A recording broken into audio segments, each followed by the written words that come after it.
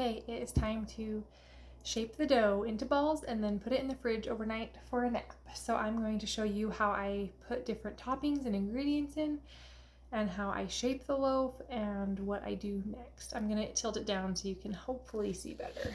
Obviously, I know how to make sourdough, not film videos. So here's my dough. It has risen quite a bit. I probably let it proof too much because it's pretty wobbly, but we're just gonna roll with it because life happens. So usually I add flour to the whole thing. I find that I try to do as little as possible, but I also don't like it to stick to the counter too much. So I put a little bit on my hands, and then I just roughly, I don't measure to divide it into fourths. I just kind of start, you don't want to like push all the air out of it, so I just kind of start scraping around the edges and get it to start blobbing out.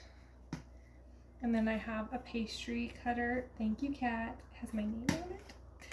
It was a gift. And I just cut off a piece. It is very elastic, I guess. So now we're trying to roll it into a rectangle. And when I say rectangle, I mean just roughly a rectangle. And this dough is probably a little bit wetter than I would like. So either I could have added a little more flour, or I should have not proofed it so long because it is very sticky. It is easier to shape into a rectangle. I kind of do like pizza.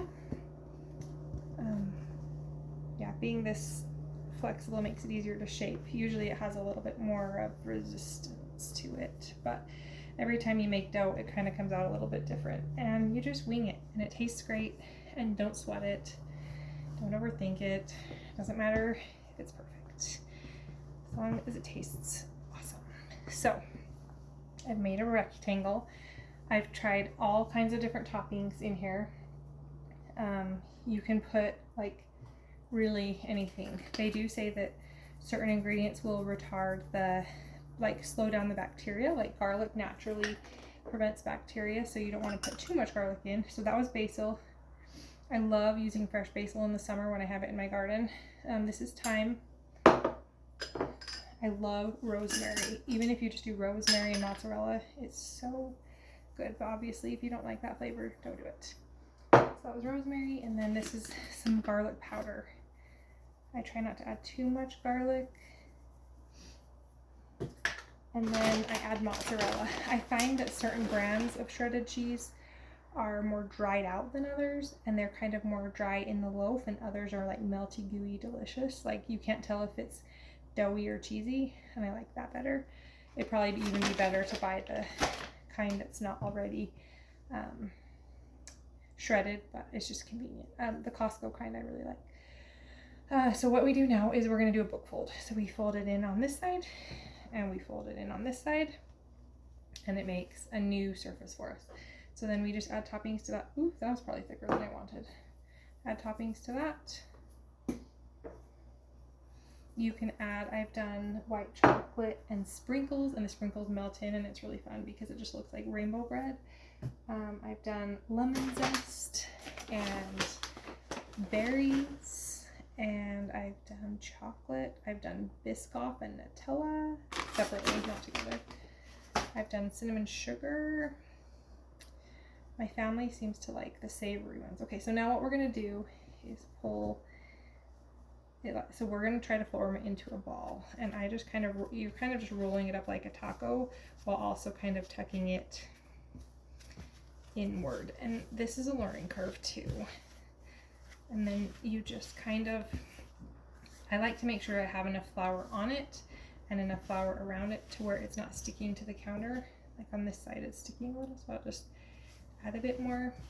There are lots of ways to shape dough. You don't have to do it this way. So they say it's like a candy cane method. So you're like curling it around on one side, and on the other side you're just tucking it under. So what I'm trying to do is get the skin on this to stretch more tightly without breaking or ripping. You don't have to do too much, and you don't want to overwork it, but you just kind of, basically you're just tightening it and tucking it and giving it a little facelift. And then I carefully pick it up. This is helpful to have flour on your hands, and I put it into a bowl.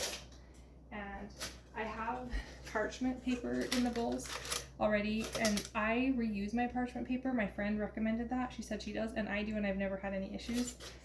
Obviously it will get pretty worn out and it will start to get holes in it, and then you can get a new piece of parchment paper, but it's kind of nice to not have to, when you're making 4 loaves every week, to not have to get new parchment paper.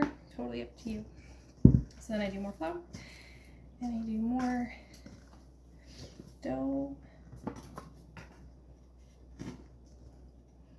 On Pinterest or online, there are tons of ideas for toppings you can put in. I just saw one that was like maple pecan, so you could add some maple syrup in it. You don't want anything too wet, but I feel like it's pretty forgiving. And worst case, you experiment, make a double batch, experiment with one of them, and if it doesn't turn out, you're out a little bit of flour and water, and it's not the end of the world. So then I get a little more flour on my hands if I feel like they're sticking, and then I just do the same thing again and shape it into a rectangle. Try to not rip it, but it's pretty stretchy and elastic, so it sometimes is resistant and it takes a minute. And I'm sure that there are a lot of different better ways to do this, but I just have found that this is what works for me. And this dough is extra sticky, like how it's sticking to the counter over here. You can use a scraper and kind of lift it and add more flour. I wish I had put a little bit less water in it initially, so it wasn't quite so wet. When I first started, I was using way too much water and I couldn't even get it off the counter. It was just a glob mess and it was horrible. So I've learned to scale back the water. It also depends on how hydrated your sourdough starter is. If you have more water in it and it's more have a softer texture, that will also affect how hydrated and how wet your dough is. Okay, I'm gonna make another one with these toppings. I'm gonna do 2 mozzarella herb, and I'm gonna do 2 jalapeno mozzarella. I've done jalapeno cheddar too. Those just seem to be everyone's favorites. And then some cheese.